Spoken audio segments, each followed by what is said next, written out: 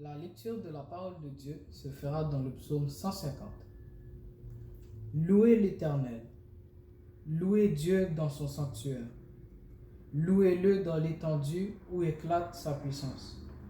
Louez-le pour ses hauts faits. Louez-le selon l'immensité de sa grandeur. Louez-le au son de la trompette. Louez-le avec le luth et la harpe. Louez-le avec le tambourin et avec des danses.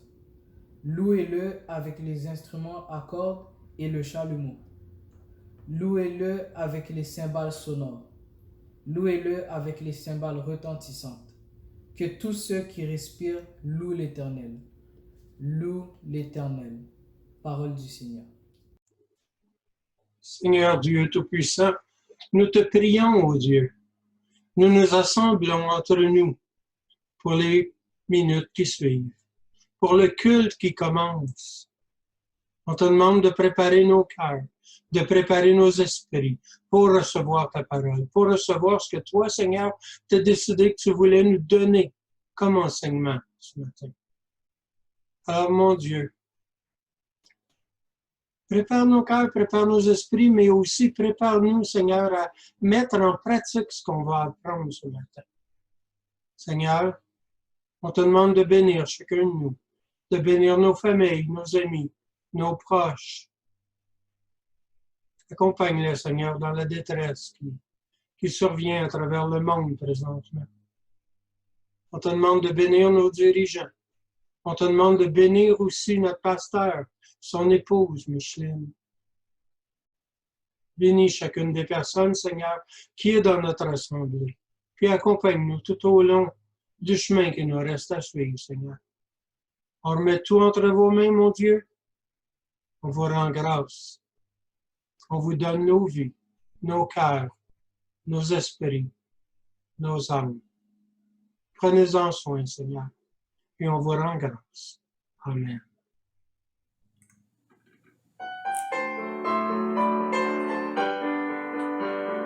Peux-tu briser du péché le pouvoir? La force est en Christ, la force est en Christ. Si dans ton cœur tu veux le recevoir, la force est dans le sang de Christ.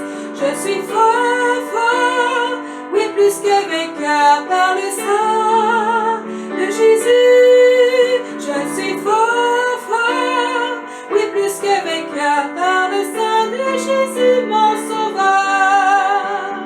Peux-tu braver la mort et l'enfer? La force est en Christ, la force est en Christ. Jésus de mon fait tomber tous les fers. La force est dans le sang de Christ. Je suis fort, fort, oui plus que vainqueur par le sang de Jésus. Je suis fort, fort, oui plus que vainqueur par le sang de Jésus, mon sauveur. Veux-tu marcher toujours plus triomphant? La force est en Christ, la force est en Christ. Pour te garder, Jésus est tout puissant. La force est dans le sang de Christ. Je suis fort, fort, oui plus que vainqueur par le sang de Jésus. Je suis fort, fort, oui plus que vainqueur par le sang de Jésus, mon sauveur. Veux-tu du ciel t'accrocher chaque jour? La force est en Christ, la force est en Christ. Avec Jésus demeurer pour toujours. La force est dans le sang de Christ, ensemble. Je suis fort, fort, oui plus que vainqueur par le sang de Jésus. Je suis fort, fort, oui plus que vainqueur par le sang de Jésus, mon sauveur. Je suis fort, fort, oui plus que vainqueur par le sang de Jésus. Je suis fort, fort, oui plus que vainqueur par le sang de Jésus, mon sauveur. Alléluia. Jesus. Frères et sœurs, en Jésus-Christ, nous vous adressons un cordial salut. Nous sommes contents de pouvoir rentrer chez vous pour vous offrir ce culte d'adoration, ce culte de louange à notre Dieu. Merci de nous recevoir et merci de faire une place de choix à Béret dans votre foyer.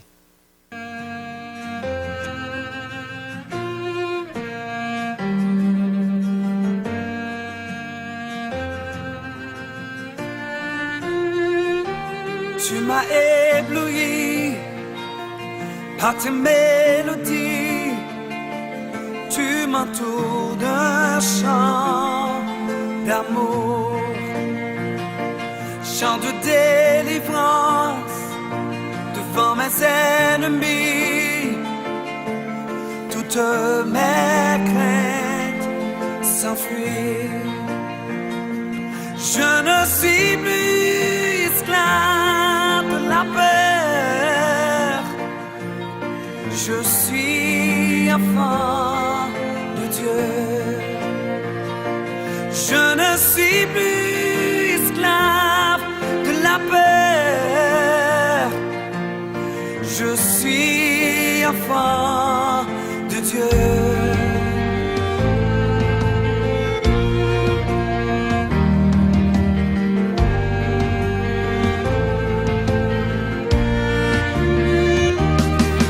Ma naissance, tu m'avais choisi, appelé par mon nom.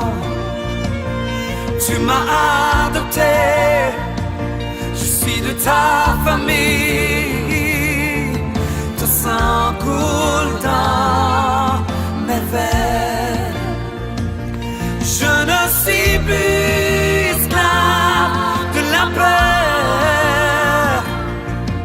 Je suis enfant de Dieu. Je ne suis plus esclave de la peur. Je suis enfant de Dieu. Je ne suis plus esclave de la peur. Je suis enfant de Dieu. Je ne suis plus esclave de la peur. Je suis enfant de Dieu.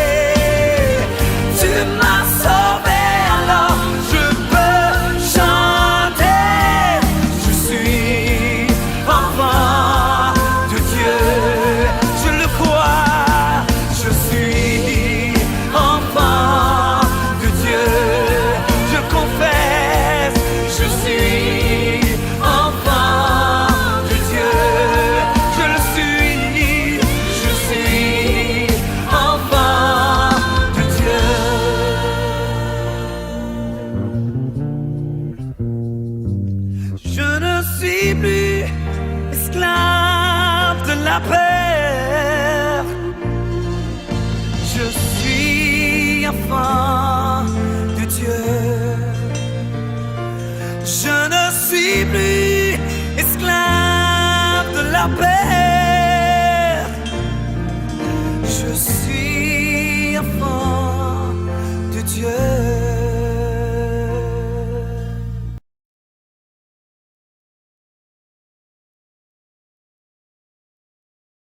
Que la paix et la grâce de Dieu soient avec vous. Je vous prie d'ouvrir vos Bibles dans 1 Chronique 14, du verset 8 à 17. Je vais lire pour vous. Les Philistins apprirent que David avait été oint pour roi sur tout Israël et ils montèrent tous à sa recherche. David, qui en fut informé, sortit au-devant d'eux. Les Philistins arrivèrent et se répandirent dans la vallée des Réphaïm. David consulta Dieu en disant, « Monterai-je contre les Philistins et les livreras-tu entre mes mains ?» Et l'Éternel lui dit, « Monte et je les livrerai entre tes mains. » Ils montèrent à Baal-Pératim où David les battit. Puis il dit, « Dieu a dispersé mes ennemis par ma main, comme des eaux qui s'écoulent. C'est pourquoi l'on a donné à ce lieu le nom de Baal-Pératim. » Ils laissèrent là leurs dieux qui furent brûlés au feu d'après l'ordre de David. Les Philistins se répandirent de nouveau dans la vallée. David consulta encore Dieu et Dieu lui dit, « Tu ne monteras pas après eux. Détourne-toi d'eux, et tu arriveras sur eux vis-à-vis des mûriers. Quand tu entendras un bruit de pas dans les cimes des mûriers, alors tu sortiras pour combattre, car c'est Dieu qui marche devant toi pour battre l'armée des Philistins. » David fit ce que Dieu lui avait ordonné, et l'armée des Philistins fut battue depuis Gabaon jusqu'à Gézir. La renommée de David se répandit dans tous les pays, et l'Éternel le rendit redoutable à toutes les nations. Parole du Seigneur. Amen. Je vous laisse la paix, je vous donne ma paix, comme dit notre Seigneur. Vaguez la paix un jour dans la vallée. La paix seule que le Seigneur Jésus peut nous procurer. Que le Seigneur vous bénisse.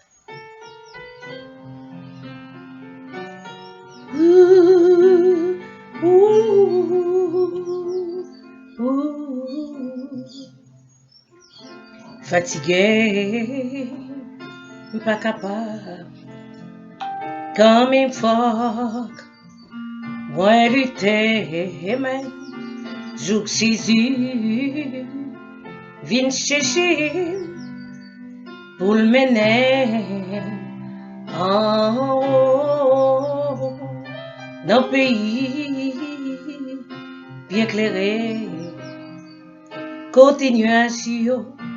Yo toutes ces lumières et nuit là va briller tant qu'au jour.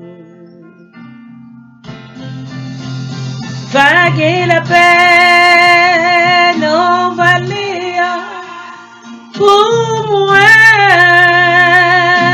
au fond.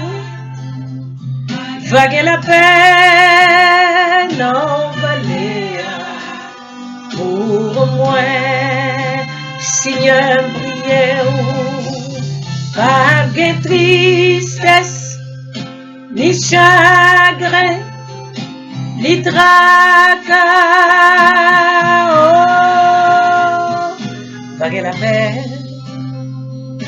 dans vallée, pour moi.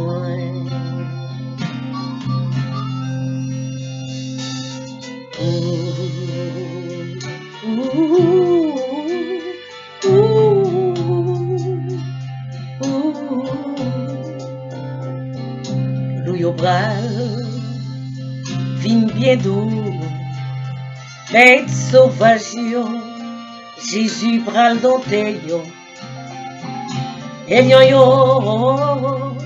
bral capable coucher au nom de Jésus, bon côté nous, ton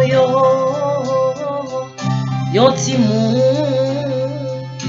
va capable gouverner yon grand foule et moi pral tourner yon moun qui yon vaut vague la paix non vallée pour moi yon vaut vague la paix non vallée pour moi, Seigneur, prière, pas de tristesse, ni chagrin, ni tracas, oh, vague la paix non vallée pour moi.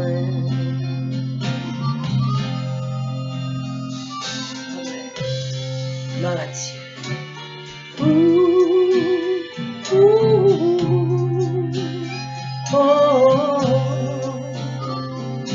When I'm tired and so worried, but I must go along till the Lord comes and calls me away. Oh yes, well the morning is bright and the land is the light, and the night is fair as the day. Oh yes, there will be peace in the valley for me. Someday there will be peace in the valley for me. Oh Lord, I pray you, there will no sadness, oh my Lord, no trouble. I see there will be peace in the valley for me. Vague la paix, non valia pour moi. Yo jour, vague la paix, non valia pour moi. Seigneur, prière, pas de tristesse, ni chagrin, ni tracas encore. Vague la paix, non valait pour moi.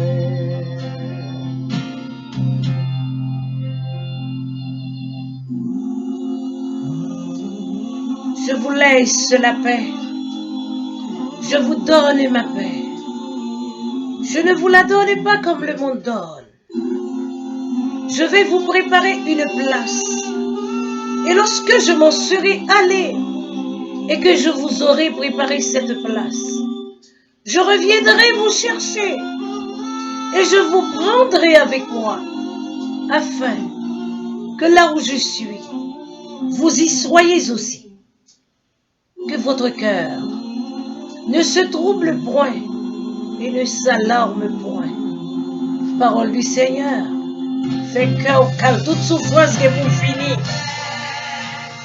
Dans Valéa, pour moi, oh, le jour, vague la paix.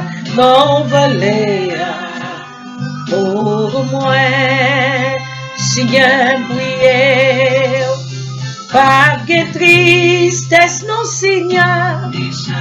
Yo tout vie pour y finir, ni tracas, encore. Pas que la paix, non, Valéa, pour moi. Vague la paix, non, Valéa, pour moi.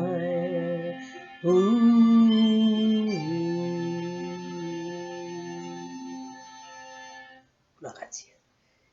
Nous l'attendons, cette paix. Nous avons l'heureux privilège de partager avec vous la parole de Dieu et on a déjà fait une lecture qui a rapport avec notre message dans 1 Chronique chapitre 14, versets 8 à 17. Lisons dans 2 Samuel chapitre 5, versets 17 à 25. Les Philistins apprirent qu'on avait oint David pour roi sur Israël, et ils montèrent tous à sa recherche. David, qui en fut informé, descendit à la forteresse. Les Philistins arrivèrent et se répandirent dans la vallée des Réphaïm. David consulta l'Éternel en disant, « Monterai-je contre les Philistins? Les livreras-tu entre mes mains? » Et l'Éternel dit à David, « Monte, car je livrerai les Philistins entre tes mains. » David vint à Baal-Pérathim, où il les battit.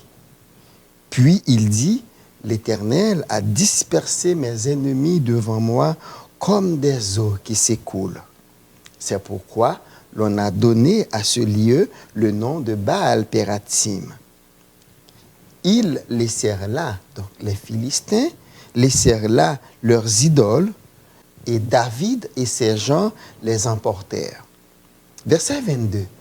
Les Philistins montèrent de nouveau et se répandirent dans la vallée des Réphaïm. David consulta l'Éternel, et l'Éternel dit, « Tu ne monteras pas, tourne-les par derrière, et tu arriveras sur eux vis-à-vis des mûriers.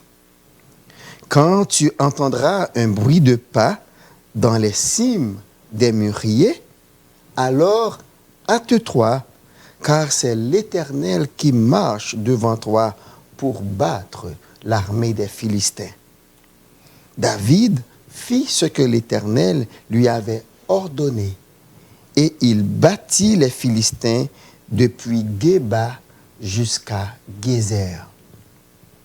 Comme je vous l'avais dit, ce même récit se retrouve dans 1 Chronique, chapitre 14, versets 8 à 17, qu'on a déjà lu pour nous. Il y a quelques petites différences que nous allons relever un petit peu plus tard dans le message. Le thème que nous allons développer pour vous, c'est comment faire face à une deuxième vague de l'ennemi. Nous vivons dans un contexte d'attente. On attend une deuxième vague de la pandémie du coronavirus. Dans son point de presse, le jeudi 21 mai dernier, le Premier ministre du Canada, M. Trudeau, l'avait clairement déclaré que normalement dans une pandémie, il y a toujours une deuxième vague. Et il y a un journaliste qui lui avait demandé, est-ce que dans son entourage, ou bien dans son cabinet, ou bien lui-même, est-ce qu'ils sont en train de regarder ce qui se fait ailleurs dans d'autres pays afin de bien se préparer à l'arrivée de cette deuxième vague qui paraît imminente.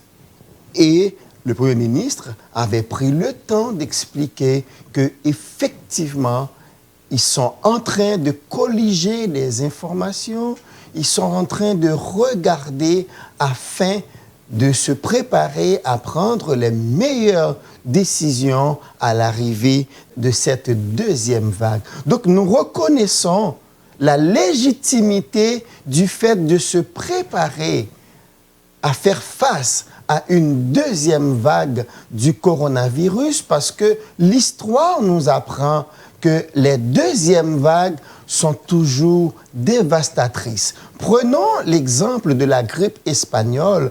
Nous lisons dans un article intitulé « La grippe espagnole au Canada, 1918-1920 », répertorié sur le site internet PAC Canada à la rubrique « Histoire et culture ». Nous lisons ceci, dans un extrait bien sûr.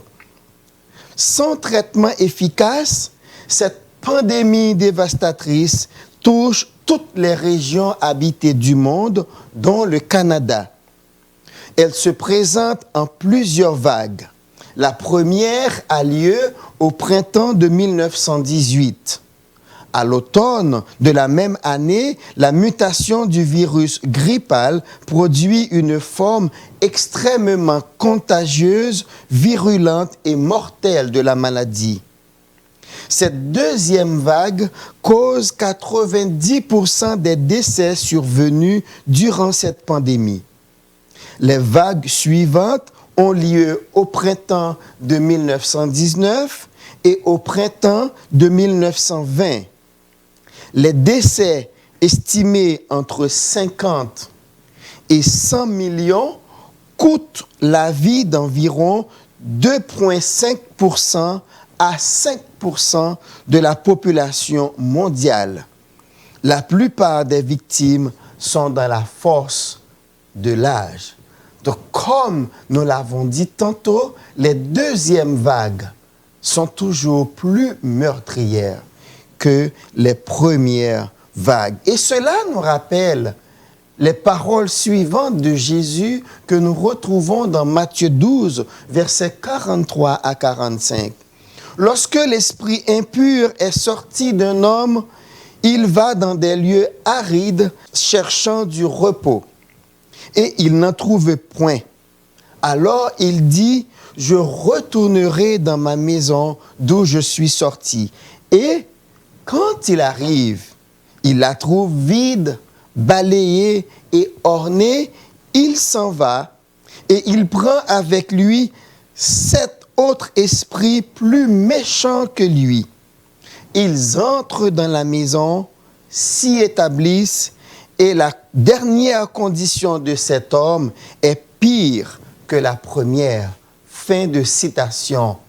Ce qui nous enseigne comment les deuxièmes vagues, les deuxièmes attaques sont toujours plus meurtrières. Et dans la Bible, nous avons trouvé un cas où un ennemi avait attaqué également en 2 vagues. Mais ce qui va nous intéresser, c'est la manière dont les responsables avaient fait face aux 2 vagues. Comment ils s'y ont pris. Dans le livre des Proverbes, au chapitre 3e, nous trouvons ces conseils du roi Salomon.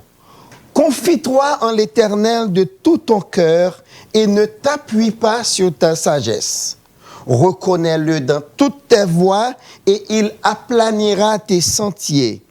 Ne sois point sage à tes propres yeux. Crains l'Éternel et détourne-toi du mal. Ce sera la santé pour tes muscles et un rafraîchissement pour tes os. Proverbe chapitre 3, versets 5 à 8.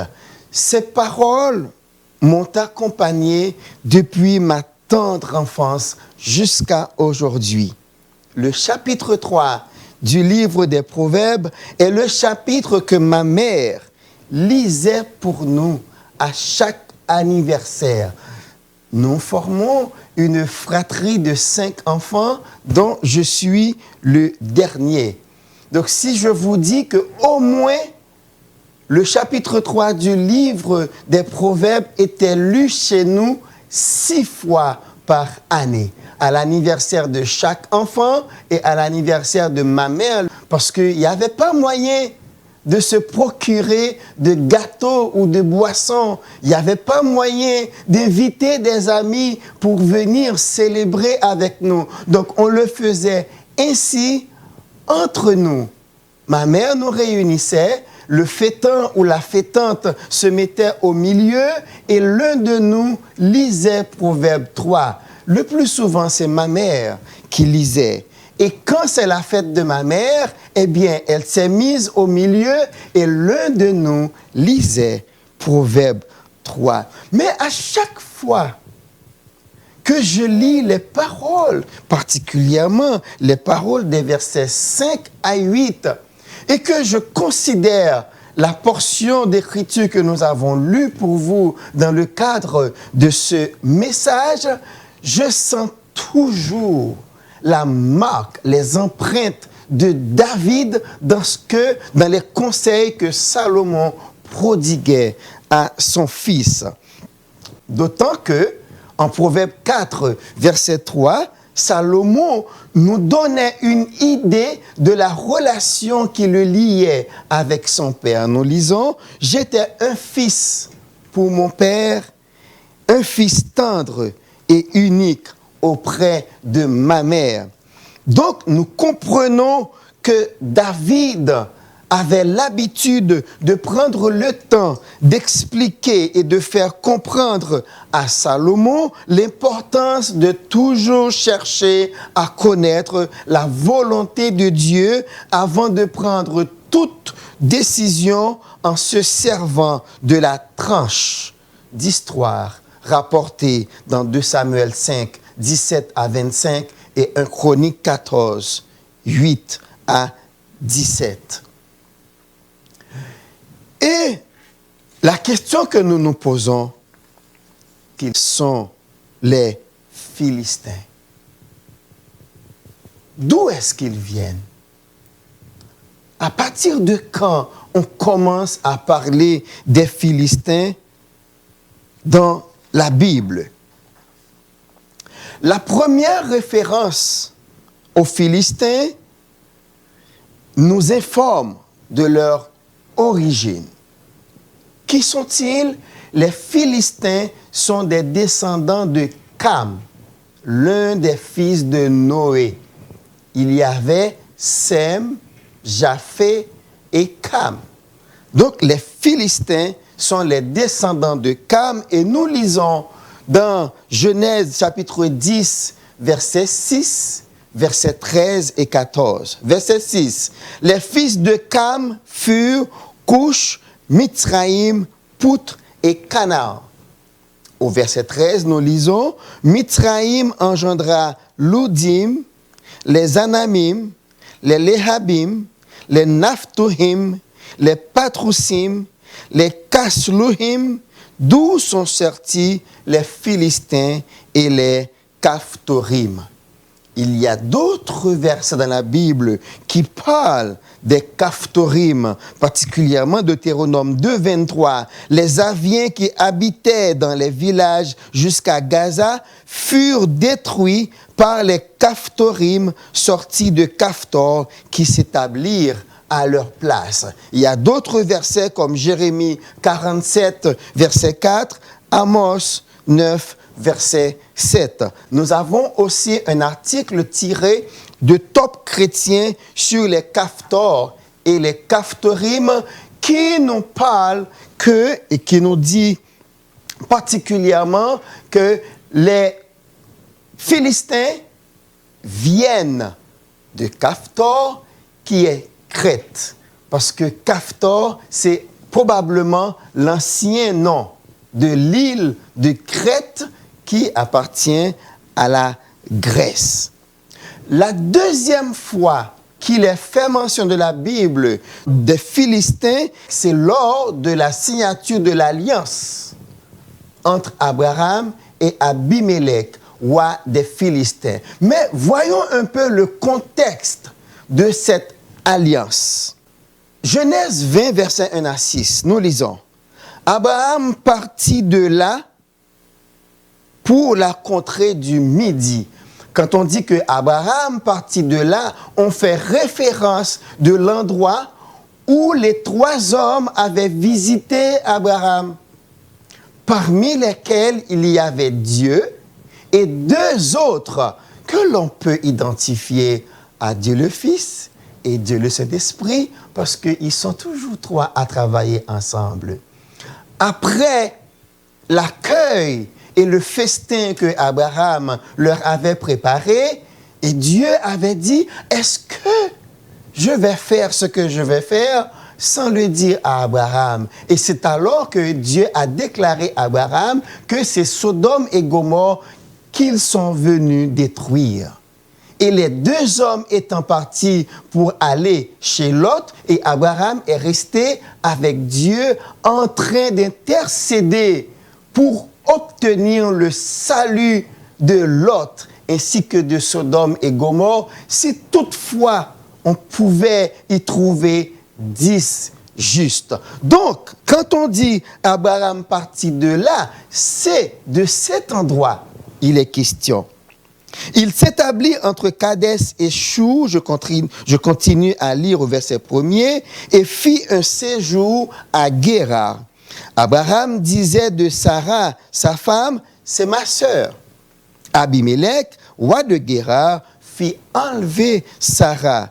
Alors Dieu apparut en songe à Abimelech pendant la nuit et lui dit, voici, tu vas mourir à cause de la femme que tu as enlevée, car elle a un mari.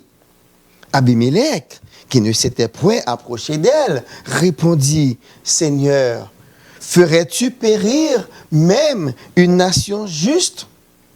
Ne m'a-t-il pas dit, c'est ma sœur?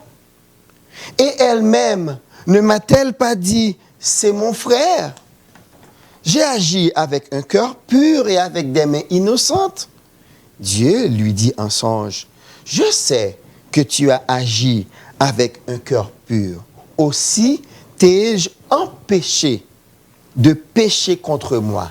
C'est pourquoi je n'ai pas permis que tu la touchasses. Alors, c'est cet épisode qui va amener Abimelech à proposer à Abraham une alliance dont voici la teneur. Nous sommes en Genèse 21, verset 23. Jure-moi maintenant, ici, par le nom de Dieu, que tu ne tromperas ni moi, ni mes enfants, ni mes petits-enfants, et que tu auras pour moi et le pays où tu séjournes la même bienveillance que j'ai eue pour toi. Donc vous comprenez, quand Abimelech parle de tromperie, il parle du fait que Abraham ait dit de Sarah, sa sœur, au lieu de dire que c'est sa femme.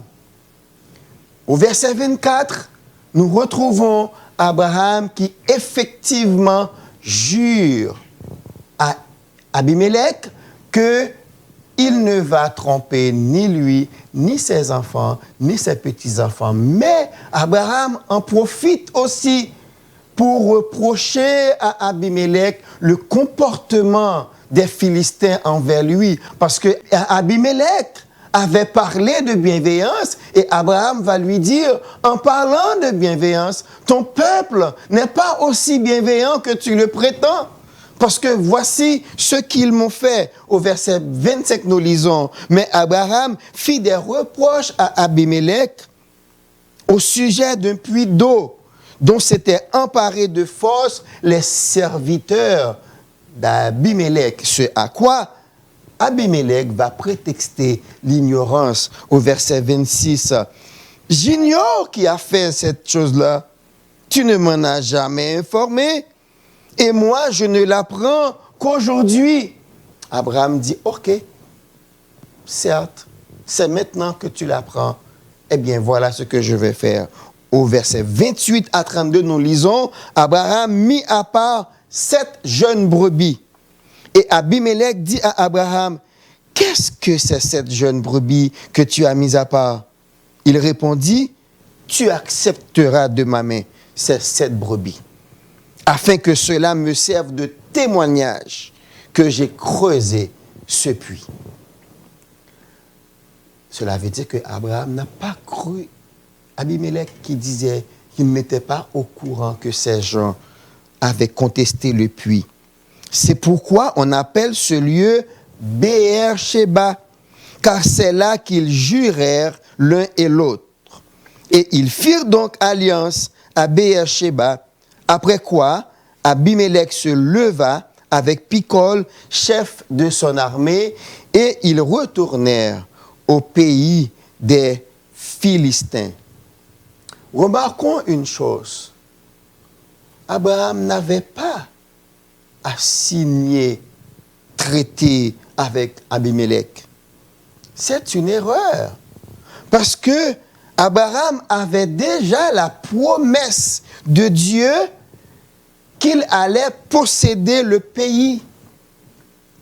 Cette alliance, loin de rendre service à Abraham ou à ses enfants ou à ses descendants, va être de préférence une source de problèmes et pour Abraham et pour ses descendants jusqu'à aujourd'hui.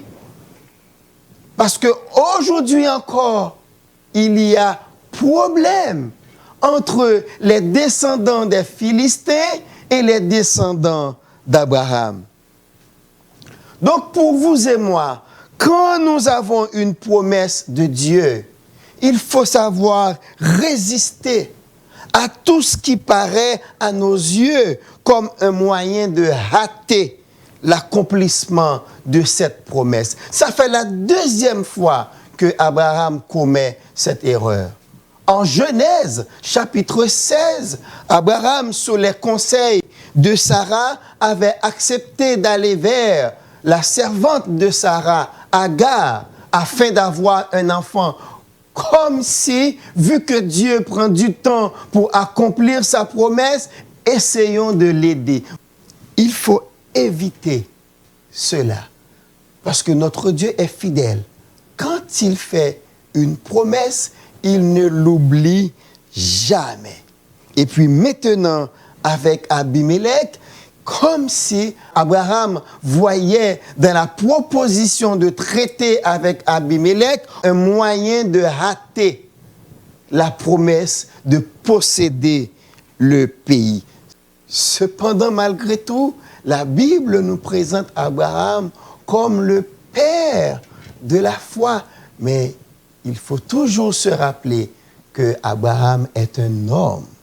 Voilà pourquoi la Bible ne nous donne personne comme modèle. Presque tous les hommes de la Bible ont leurs défauts.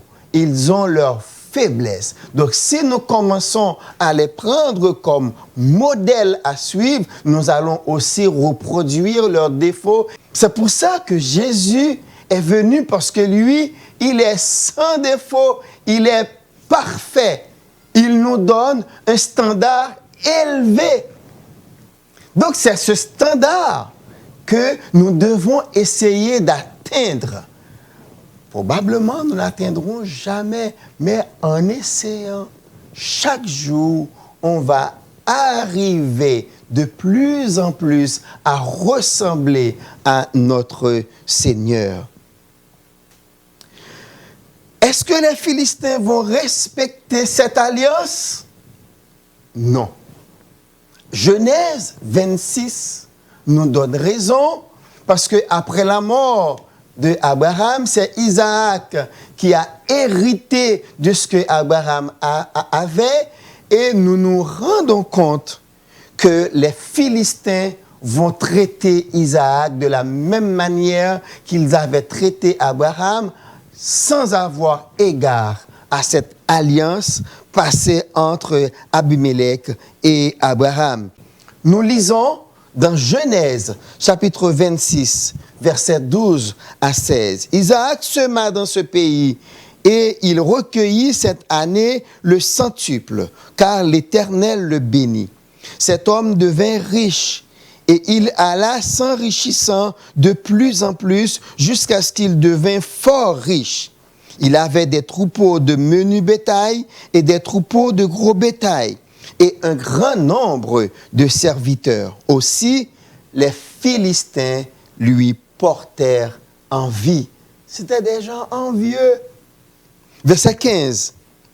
Tous les puits qu'avaient creusés les serviteurs de son père du temps d'Abraham, son père, les Philistins les comblèrent et les remplirent de poussière.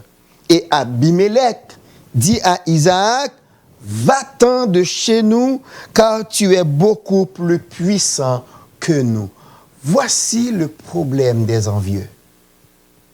Ils voient toujours que les autres sont plus qu'eux, plus belles, plus beaux que moi, tu es plus haut que moi, tu es plus savant que moi, tu connais beaucoup plus que moi. Et voilà maintenant le même Abimelech qui avait demandé à Abraham de signer un traité de paix pour lui et Abraham, pour ses enfants et les enfants d'Abraham, pour les descendants des Philistins et les descendants d'Abraham, c'est le même Abimelech qui est venu chasser Isaac pour lui dire, parce que tu es plus puissant que nous, va-t'en de chez nous, laisse-nous.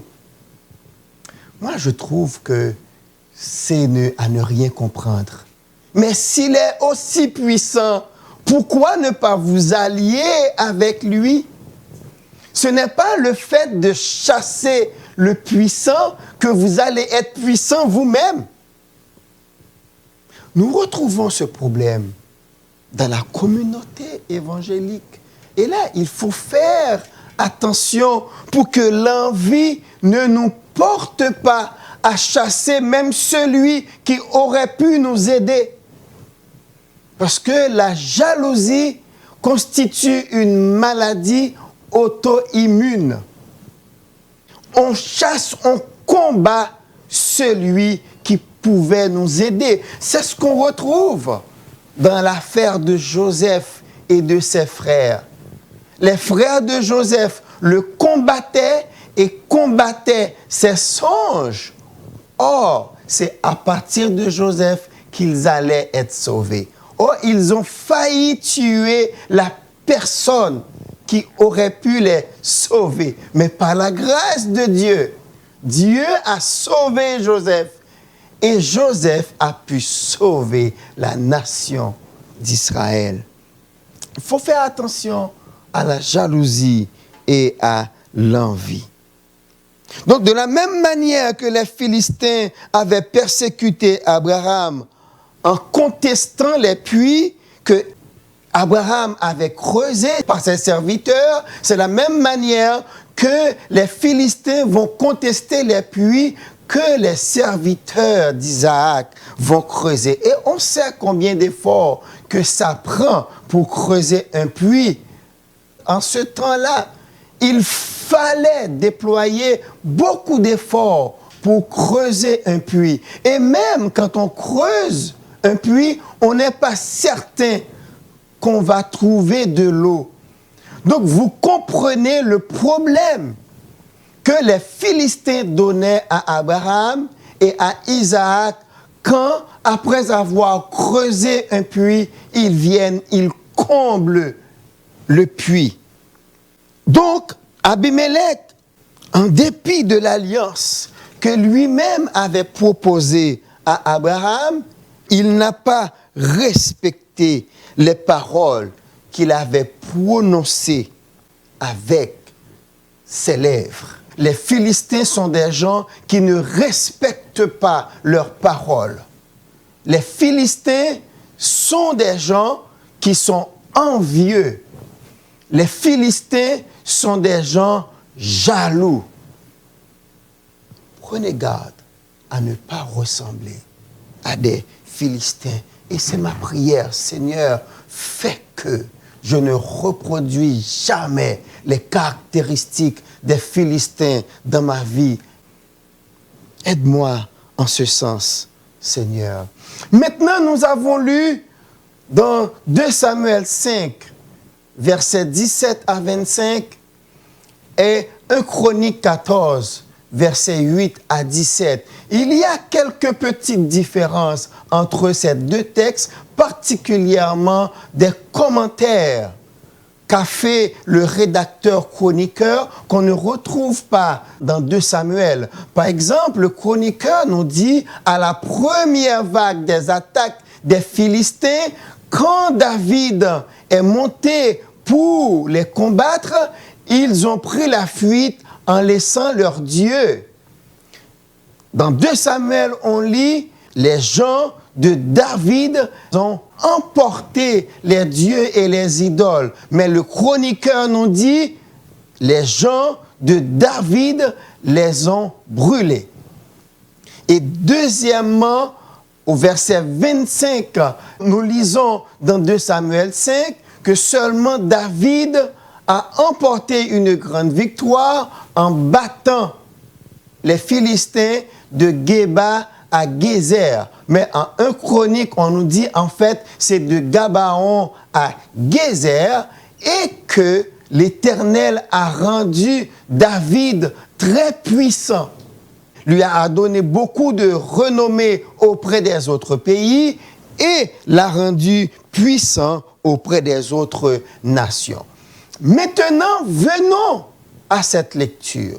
Pourquoi les Philistins sont-ils venus attaquer David?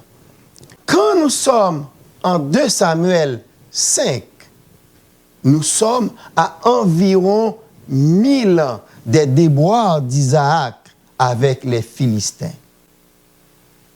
Entre-temps, il y a eu le temps que les Israélites ont passé en Égypte, 430 ans, les 40 ans au désert et tout le temps, les 300 ans de Josué à Samuel, ensuite 40 ans de Saül. Donc ça peut nous faire vraiment environ 1000 ans. Donc David est devenu roi. Mais il faut dire également la première fois que David eut maille à partir avec les Philistins, c'est en 1 Samuel 17. Il y avait guerre entre les Philistins et les enfants d'Israël. Si vous lisez dans 1 Samuel 17, versets 1 et 2 et verset 4, si vous sautez dans verset 42 à 47 et vous sautez dans verset 49 à 50, vous allez voir comment David s'est présenté à Goliath. Au verset 45, il va dire à Goliath, tu t'avances contre moi avec la lance et le javelot. Et moi, je m'avance contre toi au nom de l'Éternel. Donc David n'a pas regardé à l'ampleur de Goliath, à sa grande stature physique, sa hauteur, son poids. C'était un homme pesant. David n'a pas regardé à ses expériences de guerrier. Donc David n'a pas regardé à l'ampleur du problème. Mais David a regardé à la grandeur de son Dieu. Il a dit, je m'avance contre toi au nom de l'Éternel des armées. Oh, que j'aimerais bien lire toutes les paroles que David a adressées à Goliath du verset 42. Le Philistin regarda et lorsqu'il aperçut David, il le méprisa, ne voyant en lui qu'un enfant blond et d'une belle figure. Le Philistin dit à David, suis-je un chien pour que tu viennes à moi avec des bâtons? Et après l'avoir maudit par ses dieux, il ajouta, viens vers moi, et je donnerai ta chair aux oiseaux du ciel et aux bêtes des champs. David dit aux Philistins au verset 45, tu marches contre moi avec l'épée, la lance et le javelot, et moi, je marche contre toi au nom de l'Éternel des armées, du Dieu de l'armée d'Israël que tu as insulté. Aujourd'hui, l'Éternel te livrera entre mes mains et je t'abattrai et je te couperai la tête.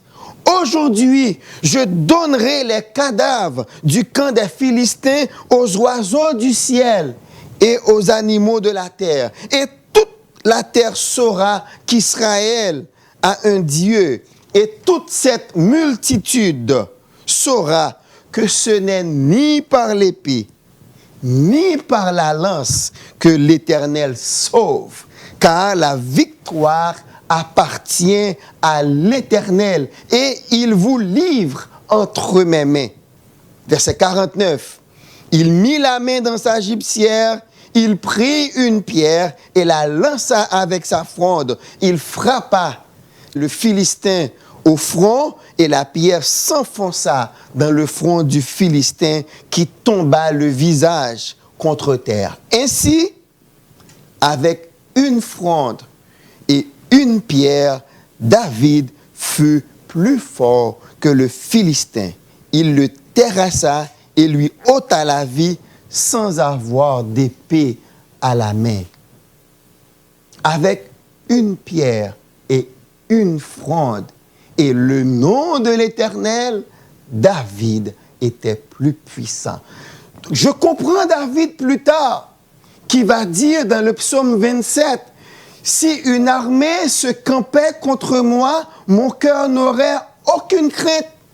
Si une guerre s'élevait contre moi, je serais malgré cela plein de confiance. » Il a vécu des choses avec l'Éternel. Et David sait qu'avec Dieu, même étant seul, il fait quorum.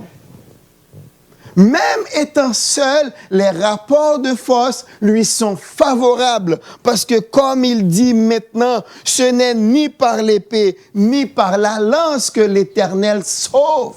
Je n'ai pas besoin d'avoir d'épée, je n'ai pas besoin d'avoir de lance. Si j'ai l'Éternel à mes côtés, eh bien l'Éternel va me sauver, car la victoire appartient à l'Éternel. Et nous retrouvons David au service de Saül.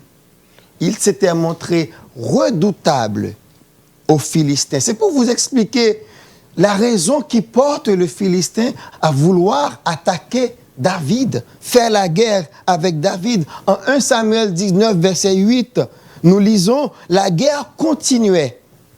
David marcha contre les Philistins et se battit avec eux. Il leur fit éprouver une grande défaite et ils s'enfuirent devant lui. » À chaque fois que David devait combattre des Philistins, il y a eu des pertes du côté des Philistins. Et vous comprenez que les Philistins n'avaient pas oublié David.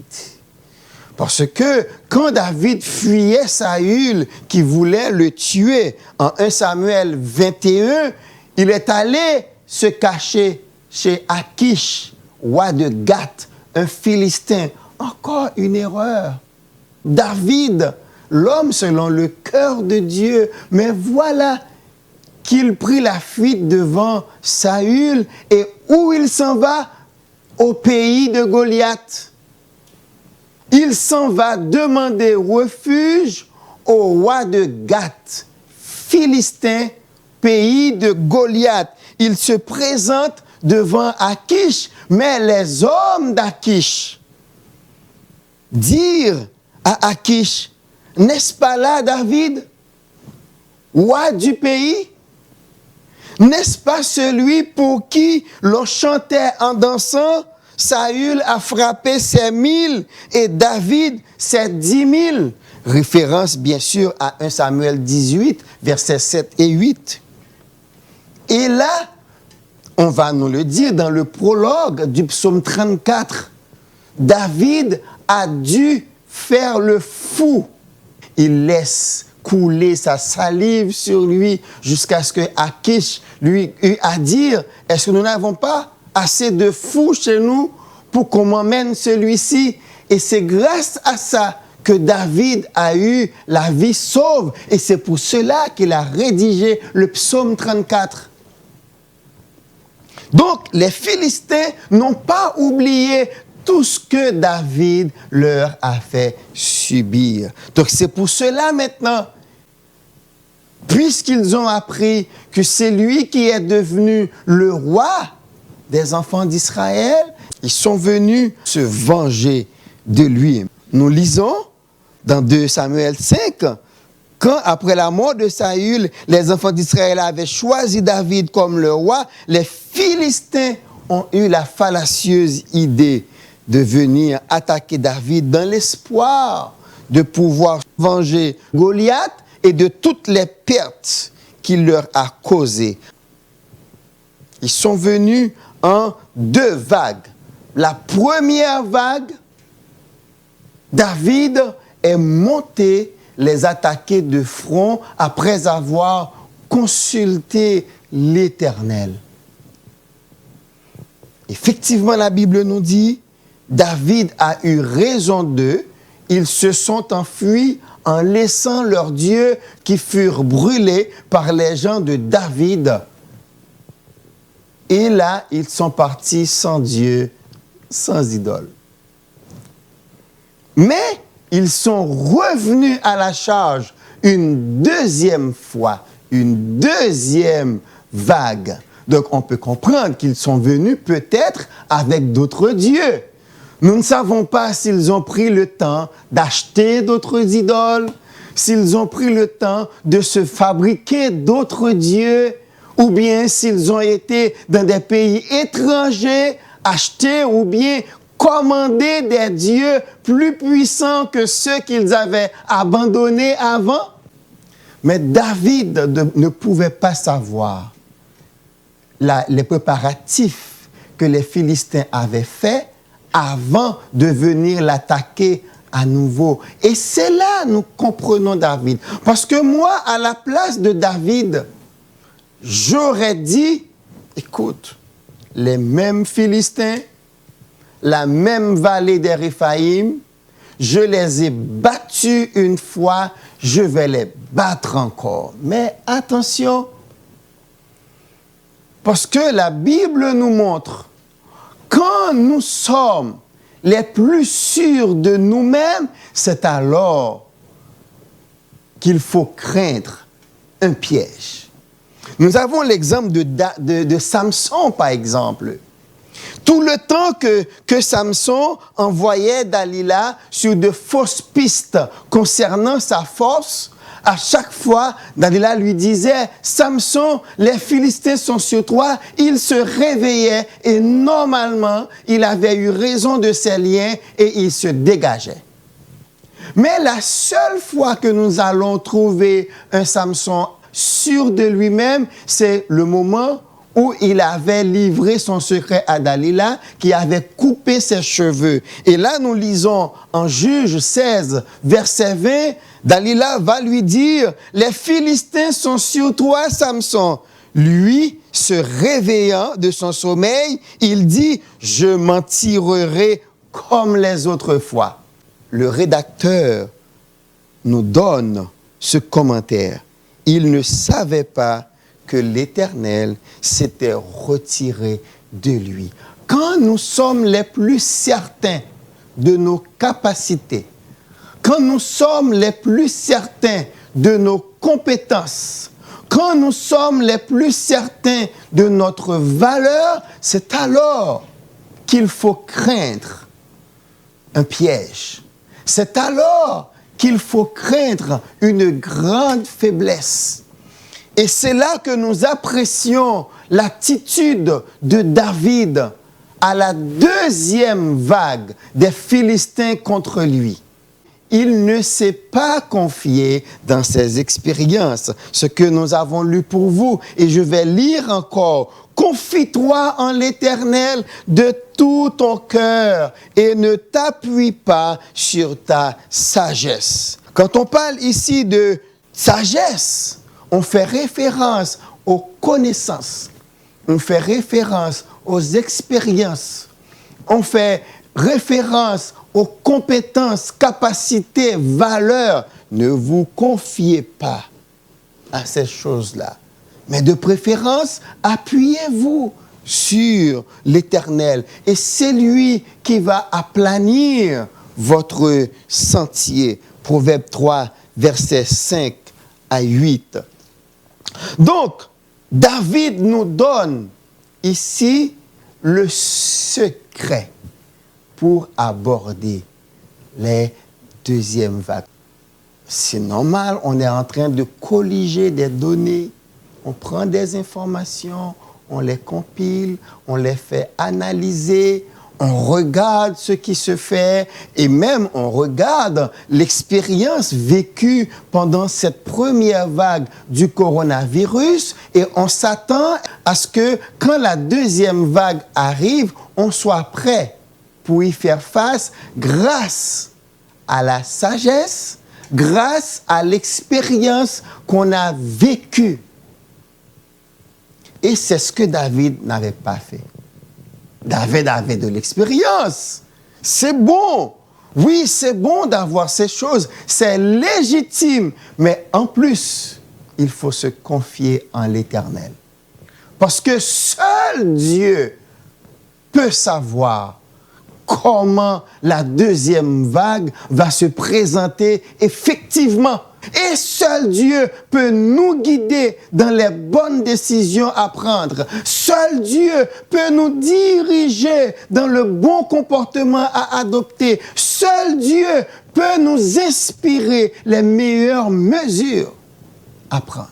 Lui, il sent tout, il connaît toutes choses. Maintenant, l'Éternel est au courant de ce qui se passe. Le psaume 29 nous dit, lors du déluge, l'Éternel était sur son trône. Il a des choses à nous enseigner. Et Dieu est en train de nous enseigner des choses pendant ce temps de confinement, pendant la pandémie du coronavirus. Dieu est en train de nous montrer des choses. Maintenant qu'on se prépare à une deuxième vague, oui, on peut copier cette attitude de David. Ça veut dire affronter les difficultés, toujours en s'assurant de la présence de Dieu. Affronter les problèmes, affronter les épreuves, affronter tous les obstacles devant nous en nous assurant que Dieu est présent, en nous assurant de son aide, en nous assurant que c'est lui qui va nous donner la victoire. Et si vous qui m'écoutez, vous ne connaissez pas encore Jésus, je vous encourage à chercher à connaître Jésus, à lui remettre votre vie. C'est ainsi et ainsi seulement vous serez sûr et certain de vos résultats, de votre succès, de la réussite de votre vie. Qu'il en soit ainsi pour vous. Prions le Seigneur. Notre bon Papa Céleste, on veut te dire merci pour ta présence dans nos vies. Merci pour ce bon message. Merci pour ce temps que nous avons passé en ta présence. Et merci Saint-Esprit de Dieu parce que tout doucement, tu viens faire ton œuvre dans nos vies. Et merci parce que en ces temps difficiles, c'est toi qui es notre principale consolation. Et Seigneur Dieu, nous puisons toute notre énergie, tout notre entrain et toute notre espérance en toi. Merci Papa Céleste parce que tu es l'alpha et l'oméga, le premier et le dernier. Et malgré tout ce qui peut se passer, Seigneur Dieu, toi, tu es le rocher solide. Et rien ne t'ébranle. Et c'est sur cette promesse, Seigneur, de qui tu es, que nous poursuivons notre route. Nous continuons notre course afin de remporter le prix, Seigneur Dieu. Car là-haut, Seigneur Dieu, pour tes fidèles serviteurs, tes bons et fidèles serviteurs, une couronne, Seigneur, nous est réservée. Papa, on veut te prier, Seigneur Dieu, pour les décès, Seigneur, qui sont attribuables, Seigneur, au COVID-19. Puisses-tu, Seigneur Dieu, apporter un baume, apporter un soulagement à toutes les familles qui vivent des deuils, qui pleurent actuellement la perte d'un ou de plusieurs êtres chers. Puisses-tu, Seigneur Dieu, te révéler, Papa, en ce temps difficile, et que les gens puissent se tourner vers toi, qu'ils puissent, suite à la perte de cet être cher, te chercher, Seigneur Dieu. Seigneur, on veut te remercier pour tout ce que tu fais. Merci parce que, comme on disait, tu demeures le même. Et que, Seigneur Dieu, tu ne manques jamais à ta parole. Tu ne manques jamais à ta parole. Tu viens nous secourir. Quand le faible crie, Seigneur Dieu, tu viens à son secours. Seigneur, on te prie pour cette semaine. Nous te prions, Seigneur Dieu, que tu continues à faire ton œuvre en nous, que tu continues à nous diriger. Et merci que malgré ces épreuves, que nous en profitons, comme l'apôtre Jacques dit. Nous nous glorifions des épreuves, de la souffrance, parce que, Seigneur Dieu, tu nous formes, parce que, Seigneur Dieu, tu nous rends plus forts. Alors qu'on puisse, Seigneur Dieu, aide-nous à prendre cette épreuve que nous vivons actuellement avec le confinement, avec l'éloignement, mais que ça puisse nous emmener plus loin, que ça puisse faire de nous des gens toujours plus près de ta stature parfaite, Seigneur Jésus. Merci pour ton salut, Seigneur Jésus. Merci, Papa, d'avoir pourvu à ne pas nous avoir laissés orphelins. Mais, Seigneur, tu as vu notre état notre état pécheresse, notre état de pauvreté. Et tu as pourvu, tu as donné ce qu'il y avait de plus cher. Merci pour ce salut si merveilleux, si nécessaire. Merci d'avoir obéi, Seigneur Jésus, malgré les épreuves, malgré la suprême épreuve que tu as vécue. Et que nous puissions te regarder et que nous puissions t'imiter. Et que, Seigneur Dieu, on puisse prendre cette épreuve, Seigneur, et voir plus loin, Seigneur, que seulement ce que nous vivons aujourd'hui. Merci pour tout. On te rend grâce. Pardonne-nous nos fautes, Seigneur, et fortifie-nous afin que nous puissions toujours plus te plaire. On te remet cette semaine. On te remet, Seigneur Dieu, ce dimanche de fête des mamans haïtiennes. Puisses-tu les bénir chacune d'elles, que tu puisses les fortifier, Seigneur Dieu, dans tes voies. Et merci pour elles qui prennent soin, qui ont mis au monde des familles, qui en prennent soin et renouvellent, Seigneur, leur force et remplis leur cœur de paix et de joie à ces mamans haïtiennes. Bénis cette semaine, Seigneur, qui va, cette première semaine du mois de juin, que tu puisses, éternel Dieu, continuer à faire en sorte que nous puissions tout doucement sortir de cette pandémie et que nous puissions voir, surtout nous les chrétiens, voir autrement la vie, voir autrement, Seigneur, ta grâce, toi-même te voir aussi autrement, et que nous puissions confesser un Dieu qui est en action, un Dieu qui se préoccupe des gens, et un Dieu, Seigneur, qui se préoccupe surtout de ses enfants. Amène-nous, Seigneur Dieu, amène les gens qui ne te connaissent pas à t'accepter dans leur vie, et qu'ils puissent goûter pleinement combien tu es bon. C'est dans le nom de Jésus que nous te prions, Papa, au siècle des siècles. Amen.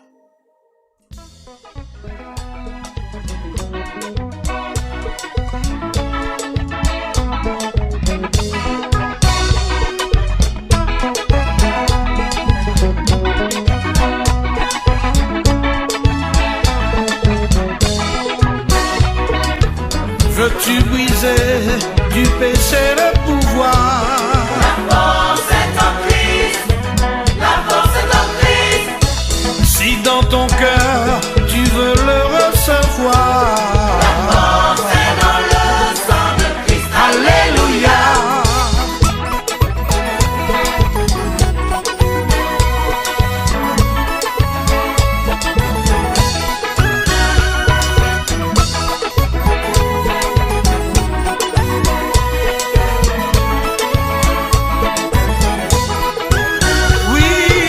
Veux-tu briser du péché le pouvoir? La force est en Christ, la force est en Christ. Si dans ton cœur tu veux le recevoir, La force est dans le sang de Christ. Alléluia. je suis fort, oui plus que vainqueur, Par le sang de de Jésus, je suis fort, je suis oui plus que vainqueur. Par le sang de Jésus,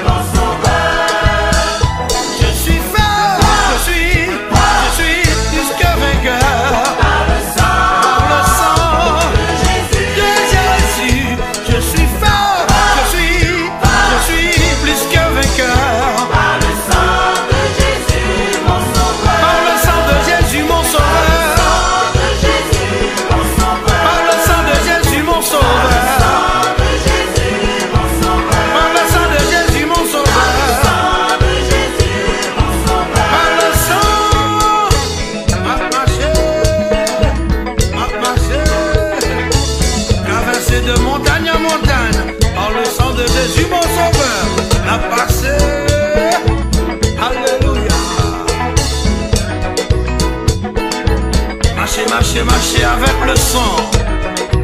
Brisé de montagne en montagne, alléluia.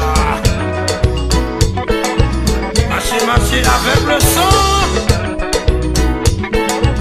La force est dans le sang de Christ. La force est dans le sang. La force est dans le sang de Christ. La force est dans le sang de Christ. La force est dans le sang de Christ. La force est dans le sang. La force est dans le sang de Christ. La force est dans le sang de Christ. Si tu veux de la paix, tu viens. Dans le sang de Christ. Si tu veux de l'amour, tu viens. Viens. Dans le sang de Christ. Si tu veux de la prospérité, tu viens. Viens. Dans le sang de Christ. Si tu veux de l'amour, tu viens. Viens. Dans le sang de Christ. La force est dans le sang de Christ. La force est dans le sang. Dans le sang. Dans le sang de Christ.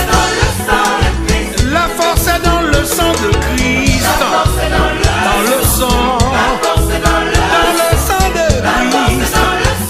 Christ. Si tu veux de la paix, viens. Dans le sang de Christ. Si tu veux de l'amour, viens. Dans le sang de Christ. Si tu veux une bonne santé, viens. Dans le sang de Christ. Marcher de victoire en victoire avec le sang de Christ.